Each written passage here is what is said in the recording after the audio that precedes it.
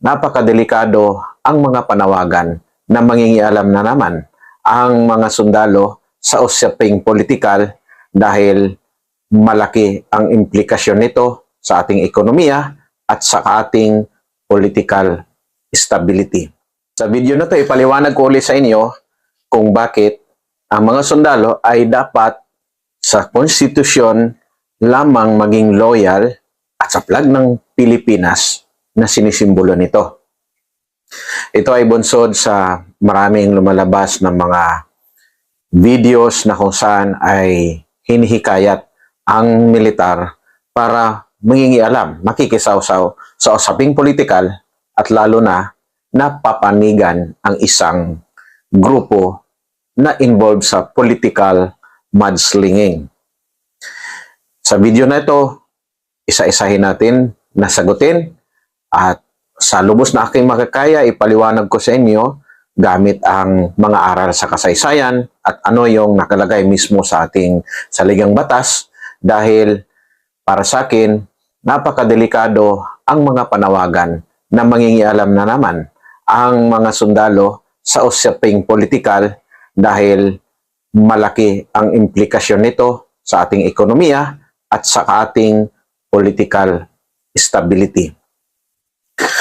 Alam nyo, sa makasaysayan, naranasan na natin ang mga kaguluhan na dulot ng away politika at yung resulta nito kung ang mga sundalo ay mangingialam at lalo na kung gagamitin nito ang violence sa pamagitan ng mga kita para agawin ang kapangyarihan mula sa isang elected official o yung legitimate government na namumuno sa ating bansa. Nakita natin ano ang resulta noong 1980s, 1987 hanggang 1989 na kung saan ay nagkaroon ng mga series of coup attempts. At nakita din natin, ako mismo ay present na sa Armed Forces of the Philippines nang nangyari ang 2003 Oakwood Mutiny, ang 2006 withdrawal of support, at yung 2007 attempted uli na mutiny. At alam niyo, napakarami ang nabiktima sa hanay ng mga sundalo, yung mga namatay, mga sibilyan na nadadamay, at lalo na yung epekto nito sa ekonomiya as a result of the violence, no? Yung confidence ng mga investors, yung epekto nito sa kalakalan, na kung saan ay lasting, long-lasting ito ang epekto sa ating bansa. Kung ang mga sundalo ay papanig sa isang political group na nananawagan para pataubin ang isang legitimate na politiko, no, na namumuno sa ating bayan. Halimbawa, ang presidente ay may nananawagan na pataubin sa pwesto dahil sa mga akusasyon na involved ito sa katiwalian o kaya sa mga krimen, at sundalo ang gagamitin para sila ay paalisin sa kanilang mga pwesto. Maybe not only the president but also some officials appointed or elected. Napakadelikado nun. Alam niyo kung bakit? Kasi ang mga sundalo ay mayroong posibilidad na magkawatak-watak. Kung ang aming titingnan na loyalty ay doon sa regionalism, halimbawa, ang loyalty na titingnan natin ay sa Bisaya o kaya sa Ilocano, Tagalog, ang mangyayari ay magkawatak-watak ang Armed Forces of the Philippines. Dahil mayroong hindi sasang-ayon sa paniniwala ng mga Bisaya, sa mga Ilocano, sa mga Tagalog, sa mga Moro, na nag-represent sa Armed Forces of the Philippines. At yun ang isa sa pinaka-importante na factor na dapat nating tingnan para buo ang Armed Forces of the Philippines. kailangan sa konstitusyon lamang kami talagang loyal na loyal. Ano bang ibig sabihin nun? Basics lang eh. Marami ang gumagawa ng kanilang interpretation sa mga provisions sa Constitution. Halimbawa doon sa protect the people. Sa itinuturo sa amin, it is protecting the people against any armed aggression, foreign or domestic. So kung political na kalaban, hindi pwedeng gamitin ang Armed Forces of the Philippines para solusyonan yung problema na yon o kalabanin ang klase ng kaaway na yon. Dahil ang pag-create ng isang armed forces at siya ay namasan, sinilduhan, gamit ang taxes ng taong bayan na kinokolekta ng isang gobyerno, ng isang administrasyon, ang purpose nito is to provide security. Kaya nakalagay na protect the people, that is against armed aggression. Kaya nag-aarmas kami, war fighting ang aming skills dahil nagsasanay kami in a possible war. In the context sa Philippines ay hindi offensive nature kundi defense. Kaya territorial defense. Protecting our sovereignty and our territorial integrity at protecting our people against those who might invade us, who might use armed violence para sakupin ang ating bansa.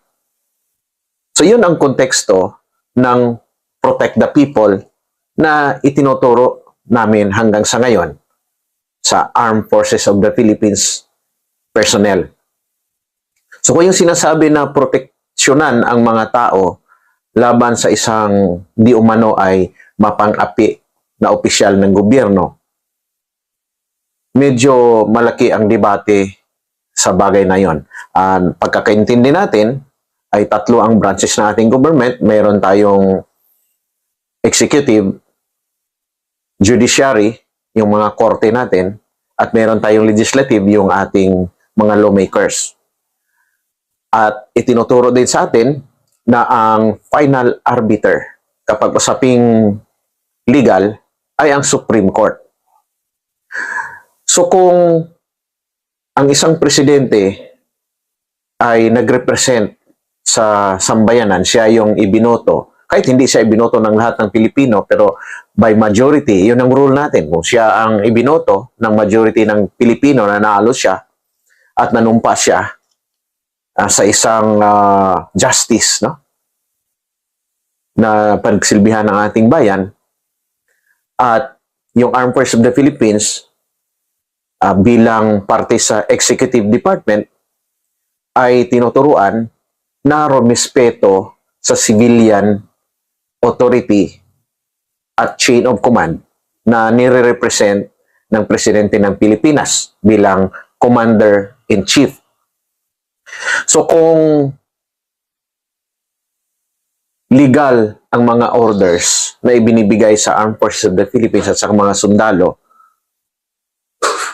kailangan naming susundin yon. Ulitin ko, ang mga sundalo ay tinuturuan na legal orders lamang ang susundin. At kung may mga ipinapagawa sa mga sundalo na illegal, kailangan idulog ito sa korte at siyang magsasabi na iyan ay illegal orders, iyan ay mula sa isang illegal na pinuno, at yun lang ang paraan para mabago. Halimbawa, siya ba ay dapat alisin sa pwesto, again, sa pamagitan ng tamang proseso at hindi kasama doon ang mga sundalo. Neutral kami. Yun para sa akin ang highest degree ng professionalism na expectation ninyo sa mga sundalo. Nakakalungkot na ilan sa ating mga kababayan tipong kinu-question yung aming integrity, ang aming loyalty sa konstitusyon, at sinasabi nila dahil ang inalagaan lamang namin ang aming karir, kesyo nag-aantay pa kami sa aming star position, na tipong nawawala ang respeto nila sa serbisyo militar. Unang-una sa lahat, babalik tayo, maganda ba ang magiging epekto kung ang militar ay parating nakikisawsaw, nagde-decide sino ang may kasalanan at ano ang kaparusahan? Na hindi naman kami ang law enforcement agency, hindi rin naman kami ang korte. So we are not supposed to be the accuser, judge, and executioner. At kung sabihin natin na boses ng taumbayan, ilan ang bilangin natin? Ang boses ng taumbayan ay dinadaan paratihan sa boto. So inaantay natin na tuwing may eleksyon, doon kayo ipahayag ninyo ang inyong karapatan na pumili at iparinig ang inyong boses sa pamagitan ng pagsulat ng pangalan ng gusto niyong papalit doon sa nakapwesto sa gobyerno. So, para sa akin, napakadelikado yung udyukan kami na sumali sa mga usaping politikal. Kaya nga, non-partisan dapat ang mga sundalo. Kung inuudyukan kami ng isang political group na nangakusa sa kabila para pataubin ang mga nakaupo na yon na mula sa kabilang grupo, mukhang hindi na yon sa aming sinumpaang tungkulin. Hindi na yon sa itinuturo sa amin na non-interference in partisan politics. Hindi yun na yun doon sa itinuturo sa amin na hindi kami makikisawsaw sa usaping political maliban lamang doon sa pagboto. Kasama kami doon sa bumoboto kung kami ay may chance na bumoto, kung hindi kami ma-deploy sa mga hotspots na kung saan wala talaga kaming chance na bumoto during elections. So ganun ang aking pananaw tungkol sa usapin na yon.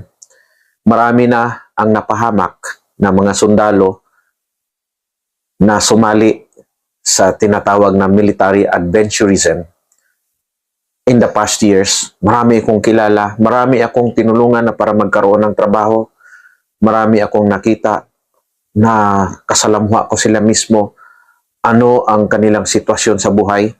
Dahil klarong-klaro para sa amin yung aming mga pulisiya. Meron kaming tinatawag na Code of Ethics, Code of Conduct of a Professional Soldier. Nanumpa kami sa ating saligang batas, na loyal kami lamang sa ating saligang batas. At meron kaming mga EFP regulations na magpaparusa sa mga sundalo na nakasuot ng uniforme na makikialam, makikisawsaw sa partisan political activities. Ang ibig sabihin, within the level of the Armed Forces of the Philippines, klaro na sa amin na kung ano ang kaparusahan kung ikaw ay nangingialam sa usaping politikal. At ang mangyayari, pwede kang makasuhan at pwedeng matanggal sa pwesto ayon sa batas. So kapag natanggal na sa pwesto yung mga sundalo na ginuguruyan nyo, nawawalan sila ng trabaho, nakukundina sila ng kabilang party, at in the end, sila yung kawawa. Isang punto yun. Ngayon, yung mga nangguguriyo sa kanila, meron bang nag-lift ng hand para ay sila ay tulungan? Marami akong kilala na naghihirap na. Akala nila ay tama ang pinapagawa sa kanila. Kawawang-kawawang kanilang sitwasyon. Marami rin akong nakita na mga biktima sa karahasan na dulot ng mga kudeta. Apektado ang pamumuhay, napatay ang sariling kamag-anak, kapatid sa nangyari na barilan ng kapwa sundalo.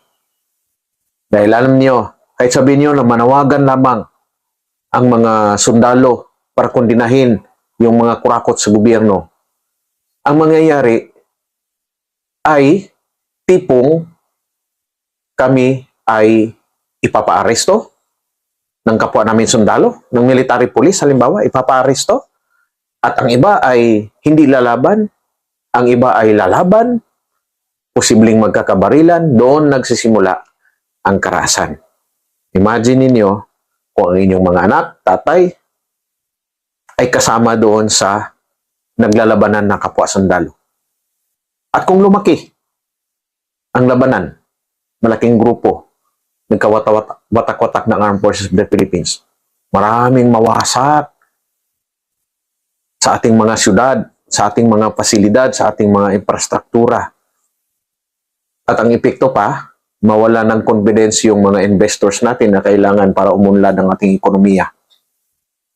At sa nakikita ko, ang matutuwa lamang dyan, kapag nagkawatak-watak ang mga Pilipino, una, yung mga komunista na gustong agawin ang kapangyarihan sa Pilipinas. Pangalawa, yung isa pang komunista na gustong agawin yung ating mga resources sa exclusive economic zone. Alam nyo na yon. So pag-isip-isip tayong lahat, batid namin na kayo ay disgruntled, nalulungkot sa mga kaganapan dahil totoo naman talaga yan, may mga kurakot, mga balasubas sa gobyerno, pero hindi solusyon doon na mag-ialam ang mga sundalo. Parehas tayong nag-a-advocate ng good governance, ng matino, mapagkatiwalaan na pamumuno sa ating bayan. Lahat tayo ay gusto ng kapayapaan, lahat tayo ay gusto ng kaunlaran. Pero, Diyos ko Lord, huwag naman naudyukan ang mga sundalo dahil hindi ito solusyon, kundi magiging parte ito sa problema ng ating bansa. Sana ay maintindihan nyo ang aming posisyon. Ako bilang isang active member ng Armed Forces of the Philippines, I will remain loyal to the Constitution at mag-respect sa chain of command at susunod lamang sa mga legal na mga kautusan ayon sa batas.